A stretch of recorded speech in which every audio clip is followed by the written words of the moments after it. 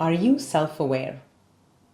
The world today is in deep chaos. There is instability everywhere you look, and most families are crumbling under the pressure to pick a side. Governments are failing their citizens, the banking system is burdened, and supply chains are being threatened every single day. But most of all, children are being negatively affected by mistakes that were made by adults in their families. What people crave the most today is stability, a sense of stability that is, frankly, the new gold for dealing with these times. Stability within the mind, the body, and the connection to self. Without that stability, people end up creating imbalance in their lives, and it becomes even more strenuous to weather these storms.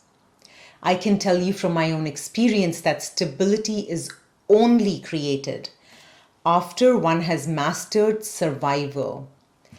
Stability is the key to master that state of being where you are okay with what is without having to change anything in your external. Stability is the outcome of acceptance of the now. And it is quite impossible to accept the now without being completely aware of the now. And that is the topic of discussion today.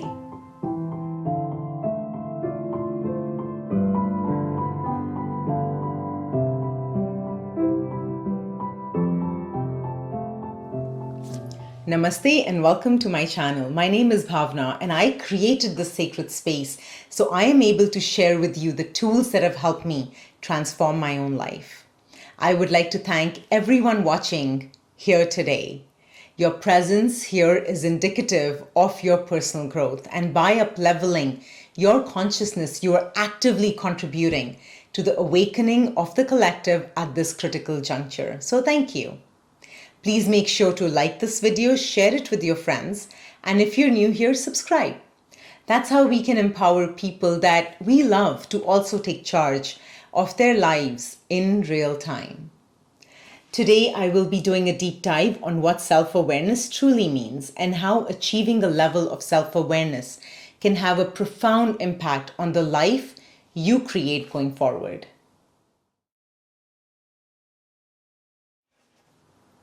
Some people label self-awareness as being mindful. I personally do not prefer that term because the goal of self-awareness for me is to strengthen my connection with my higher aspect. And that cannot be done just by using the mind, and especially a mind full of thoughts. I discussed the need for stability briefly before, and you can find stability within your being as you start to master survival here. Without that mastery of yourself in your current environment, certain aspects of your life like relationships, financial hardships, and even health challenges can keep you very unsteady. And becoming hyper-conscious of yourself is key to mastery of survival, which then results in your brilliant germination on this planet. In this video series, I will discuss and present my perspectives on various self-awareness practices you might consider including in your own toolbox. I will also explain how I have used certain consciousness tools to understand who I am and what my purpose is here on earth. Through this whole series, I want you to remember that you and only you hold the power to change your life, your thoughts, your experiences here. And as you watch these videos, you are going to receive sparks of inspiration for your own life. So make sure to keep a notebook handy so you can make notes on what you desire in your life, how you want to show up for your family, your children, and yourself. And even what patterns you might be running that are creating a pause in your movement forward. That is your guidance coming in. So listen to it, observe it, and acknowledge it. From my simplistic view, the purpose of self-awareness is liberation. So you can decide the thoughts that you want to create in your mind. So you are free to decide how you want to live your life. So you are free to bring efficiency in your day and free to feel the love within. And freedom to master your mind, your body, and connection with your higher self so you can create the life that will expand your unique experience of love and joy. Abraham Maslow said, "What is necessary to change a person is to change his awareness of himself." What he meant by that statement, in my view, is that there are more than one ways we can perceive ourselves. The mind uses our history to determine our present and the future. That is manifestation done wrong. The mind works in the confines of instructions that it has. Instructions that were handed to the mind as its inheritance. Giving our power away to the mind is the cause of all struggle, in my view, that one experiences. That is why you might experience constant battles between the mind and the heart. Your heart might want you to admit that you were wrong for treating somebody you love a certain way, but your mind, which uses ego to shape your life, will tell you that by not acknowledging that you have wronged someone, you will end up maintaining this brittle sense of self that you need to navigate your way through life. But you see, sustaining that sense of self through your ego is not really helping you become truly happy and feel fulfilled. And because you are comfortable staying at that level of existence, you will continue to live through your ego versus living through your truth. Self-awareness brings you closer to your truth. And when you start to speak your truth, when you become the truth of all that is, you transform the self. You shed the ego and you see the truth. And letting go of your ego is hard. It is harder than anything I have ever done in my life. And I'm not even close to being done. Surrendering my self-image was enough to heal my body, to feel a sense of peace within, to understand what true love is, and to live in a more authentic way than I have in the past. Self-awareness will empower you to let go of what does not serve your highest purpose. When you are unaware of the magic that you can mash up, you end up seeing your life through the lens of challenges that were served to you, rather than the magic created by you. But when you are conscious of your potential, you live life through your true purpose. And at that point, you activate your inner warrior and your inner magician. Your true purpose is in fact revealed to you when you have reached a certain level of healing, which again is something that is available for all of us. All we have to do is raise our consciousness through self-awareness life practices. Until you do that, you will be living in an unconscious manner and not even know it. No pun intended. The path to consciousness unfolds in this moment. This one, the present moment. It only takes a moment to become conscious, and it all starts from a decision to remember who you are, before all the instructions your mind adopted from your parents, your lineage, the society that you live in. That's when the journey from unconsciousness to consciousness begins. And how does one know if they are living in an unconscious way?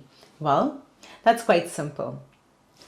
People who are still unconscious do not remember the purity of their souls. They live out of a need of survival in this world because they do not yet understand their true innate power. They use force to change their life instead of using their innate power that resonates within each one of us to create a new reality. And once they awaken to their pure connection to the divine, the ultimate creator of our universe, they start to live from their true essence. They start to remember who they are. Until they start to awaken to their grandness, they will continue to use their minds to make decisions, use external sources to cope with life, abuse themselves and people they love by trying to control everything except their own lives and continue to feel weak. emotionally, mentally, and spiritually.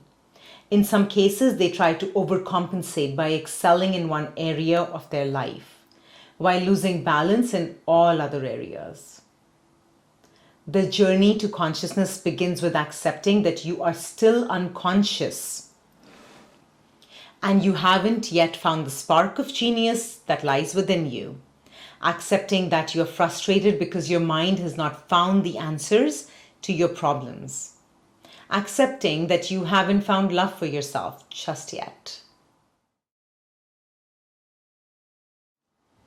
Self-awareness helps you see the invisible forces at play in your life, such as your ego, your beliefs, your values, and your moral judgments. Those are responsible for creating your life the way it is. The only way to change your life effectively with a lasting impact is to become aware of the thoughts in your mind, the loops you operate in your life, and all your coping mechanisms that help you avoid your pain. Our bodies are constantly communicating with us, telling us which wound is showing itself so we can work to resolve it. Often we ignore it or numb the signs and carry on with our day. My journey to become conscious of my reality taught me that by simply focusing on my internal reality, I will be able to change my external reality. When you are self-aware, you take back that control. You focus inwards because only you can change what is not working within you. And by understanding our current reality, the patterns creating that reality, we can start to avoid pitfalls today instead of avoiding the pain of our past. Without creating a deep connection with your own source, you will not be able to access true success, balanced health, and deeply aligned relationships. Your connection with self will translate into your connection with all other aspects of your being. And when you feel empowered within, you mirror that in your reality as well. So what is the first step towards becoming self-aware? The first step is to unschool yourself by understanding what is not self-awareness.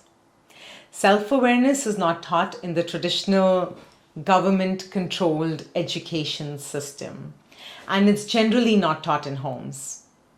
It's really left up to the individual to figure out life after following the steps that are outlined for us. Some of those steps would be graduating from university, getting a job, paying your taxes, getting married, buying a house, and having children, who then are meant to repeat that cycle. Where is the time to find out who we are, and where is the time to develop any form of self-awareness? So what generally ends up happening for those that decide to become self-aware is that they reach a point in life where they manifest some sort of imbalance, of physical sickness, emotional heartbreak, mental distortions, or even a spiritual disconnection. Most people call that phase of their life their dark night of the soul. At this point, they can go two ways. One, they will either decide to repeat the cycle again and again and eventually get more imbalanced, or two, they wake up, they decide that enough is enough and they want to create balance in their life. They want to stop sacrificing one relationship for another, their freedom for their health, their bank balance for feeling worthy, and their authenticity for connection. Instead, they want to feel true love. They want to experience real independence. They want to understand the meaning of life. And most of all, they want to change their destiny, the path they are on. They can see that the life path they are on only creates more darkness for them and more loss. So they want to find a light to show them the way, the real version of themselves. This is generally when the self-awareness journey begins, consciously at least. A decision needs to be made to understand the self. That's when you can start to pick up the tools for becoming conscious. Many people tend to assume that self-awareness starts with changing one's habits and setting up brand new morning routines. Sure, you could start there, but what ends up happening is that the changes are superficial and temporary. Changing habits to get more done in the day is simply a temporary fix. Creating new routines and habits does not create long-lasting change.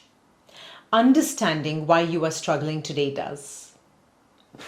When you recognize the deeper patterns you run, you stop putting band-aids to cover wounds. Instead, you start to heal those wounds. And when you start to heal your pain, you begin to see life through a fresh new perspective, and the need for using those band-aids, such as daily affirmations and exhausting mindset work, disappears.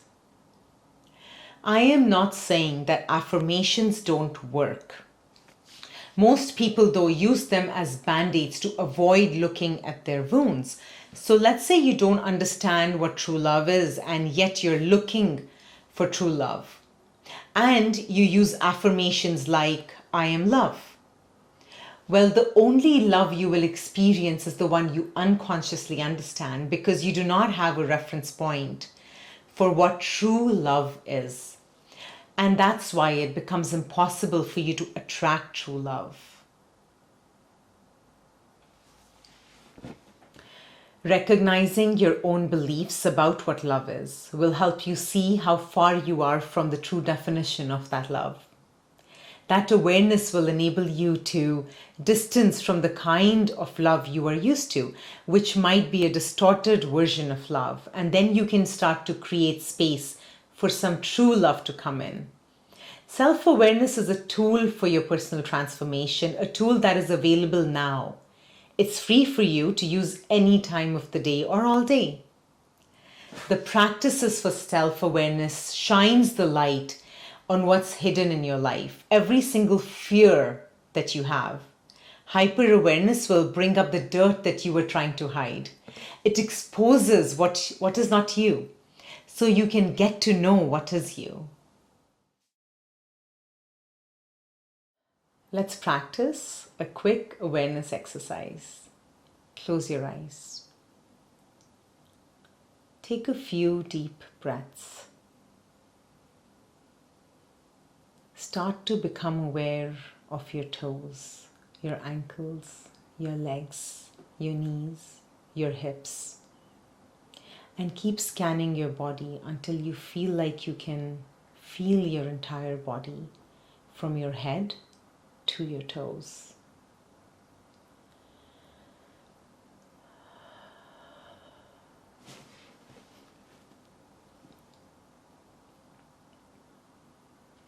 Simply keep breathing in through your nose, into your belly, and out through your mouth.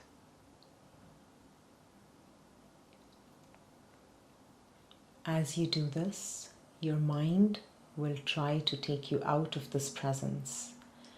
That's okay. Just watch what it says. The thoughts that come up. Don't engage with those thoughts. Just acknowledge them. They are coming up for a reason.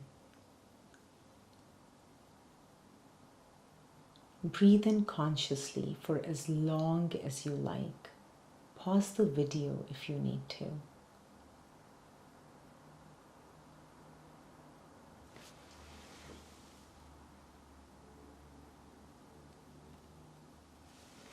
And that's it. This is the start to becoming self-aware. Did you notice the thoughts that came up? That showed up when you tried to focus on your breath. These thoughts are the gateway to your transformation, to your liberation. I keep a notebook handy so I can jot down thoughts that come up during the day, during any awareness practice, such as meditation. Those thoughts are there so you can resolve them. Of course, there are multiple tools that will help you become even more present in universal time. But breath is the best tool we have to get started. Simply focusing on your breath creates a knowing within you. And that is true empowerment. Try it for yourself and see how you feel. By practicing observation 24/7, your thoughts, your reactions, your actions, your intentions, your manifestations, by watching yourself like a hawk, you create presence in your body and start to live through your body rather than in your mind. This also leads to faster decision making because at any given moment, you are able to discern the truth in any given situation without needing facts and overanalyzing variables that led to that situation. You know wrong from right, lies from truth. And you don't see a situation for what it looks like. You start to feel into the feelings that get generated within you when something triggers you. Some may say that's your gut feeling. It's a real thing. When I say catching yourself in the act, what I mean is watching yourself as you do something. For example, your partner says something hurtful to you, something that makes you contract, perhaps get angry, perhaps makes you sad. Self-awareness is watching that feeling bubble up in you and your actions after those feelings surface. Because when you have the ability to watch yourself, your emotions, your reactions, you can then recognize those patterns that created that situation to begin with. And again, that is true empowerment. That is the definition of taking charge. That is what being a leader looks like. This is a process. There is no end point in the self-awareness journey. But your physical reality becomes more fun. It gets better every time you remove an underlying pattern that is causing you to feel pain and unease. So it doesn't take long to start to see the positive results. Hopefully I was able to show you that by becoming self-aware, you can take back the reins of your reality and you can draw the reality of your choice.